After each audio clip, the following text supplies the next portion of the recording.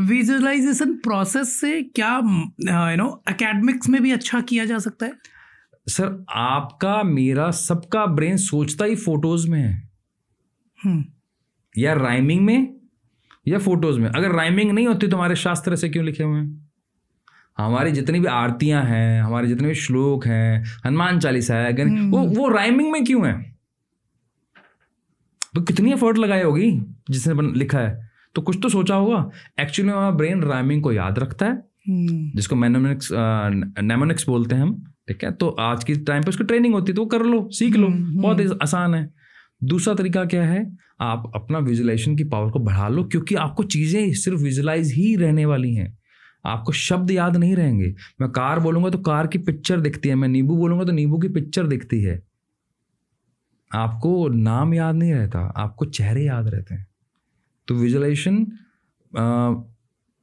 जितने भी बड़े बड़े स्पोर्ट्समैन हुए हैं, विराट कोहली से लेके माइकल फिलिप्स से लेके माइकल जॉर्डन से लेके इवन माइकल टाइसन, जो शायद अगर मैं नाम गलत नहीं बोल रहा हूँ तो, जो मुक्केबाज थे, आप किसी की भी आप बायोग्राफी पढ़ लीजिए, वो पहले विजुअलाइज करके जाते थे मैच को। अच्छा, हर व्यक्ति पहले विजुअलाइज करता है। तो अगर आप पूरे दिन अपने आप को विजुअलाइज कर लो तो आपका सेल्फ डेवलपमेंट हो गया।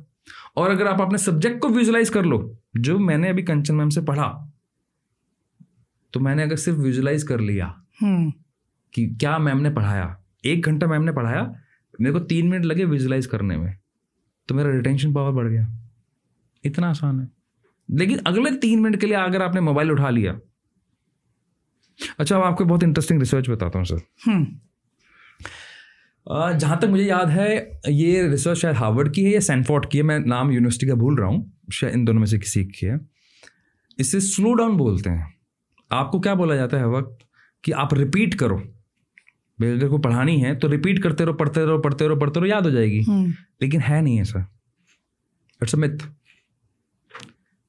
अगर आपको याद करना है, साइंटिफिकली याद करना है, तो रिसर्च ये कहती है कि अगर आपने कुछ पढ़ा, उसके अगले 1.5 से 2 मिनट तक आपको कुछ याद नहीं करना।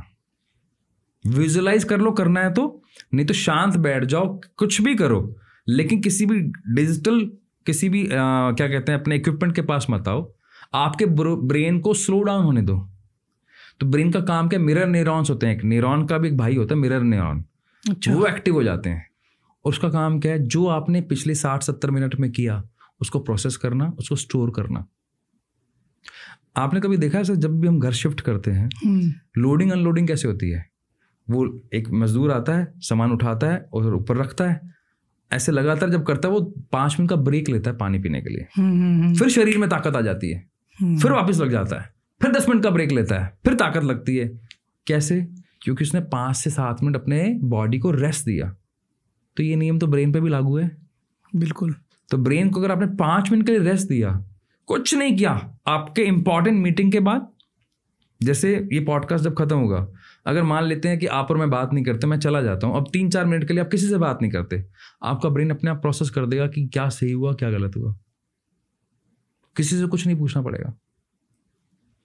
ये तो वैसे ही है कि जब आप एक वर्ड पावर में कुछ लिखते रहिए, सेव करिए, तो कई बार सिस्टम लेता है 10 सेकेंड 12 सेकेंड, बस वो 10, 15, 20 सेकंड जो होते हैं ना।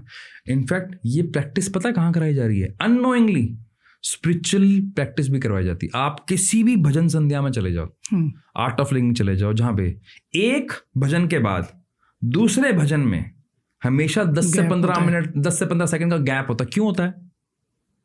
क्योंकि वो प्रोसेस करने देता है। और यही प्रॉब्लम रील्स के साथ है।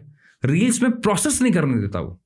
आपकी रील का कभी एंड नहीं आता, एक के बाद दूसरा स्क्रॉल, लगातार स्क्रॉल चलता रहता है, इसलिए आप लूप में फंसते हो और इसीलिए रील देखना खराब है, टॉक्सिसिटी है वो। तो आपके ब्रेन के पास इंफॉर्मेशन आई, प्रोसेसर काम नहीं किया, इंफॉर्मेशन इतनी चलेगी तो ओवरलोडेड हो गया, बर्डन हो गया, स्ट्रेस आ गया, ब्रेन रॉट हो गया, ब्रेन फॉग हो गया। ये सारे इश्यूज क्यों हैं? क्योंकि मैंने 15 सेकंड का गैप नहीं दिया।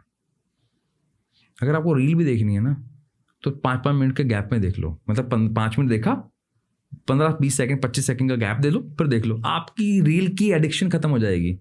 कोई भी वर्कशॉप लेने की जरूरत नहीं है इसके लिए, बहुत इजीली हो सकता है सारे काम।